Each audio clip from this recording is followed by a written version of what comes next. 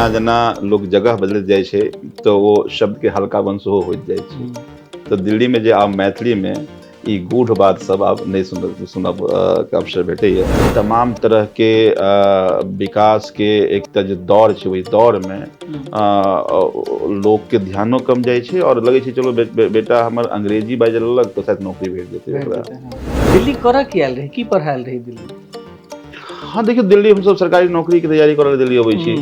देखिए ओतऽ तऽ अब बिहार में रोजगार कोनो छै नहीं, तो जनरली जहन लोग अबैया तो अपन नौकरी के तलाश में अबैया। हम सब सरकारी नौकरी के तलाश में दिल्ली आयल रही। चलो इहो नीके रहल दर्शक लोग जे सरकारी नौकरी के तैयारी करे वाला आई सरकार में 75 साल में कोनो सरकार बेसी एहि पर काज नहीं केलकै कि अंतिम व्यक्ति केना बढ़िया हेतै या क्वालिटी सिटीजन केना बनतै।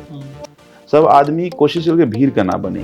और जहन हम एक्टिविस्ट रही, आंदोलनकारी रही तो हमर वॉइस बहुत बड़का छलै। जहन हम नेता बनलहुँ हमर आवाज बहुत छोट भऽ गेल। राजनीति में आरोप प्रत्यारोप पे केना देखै छियै?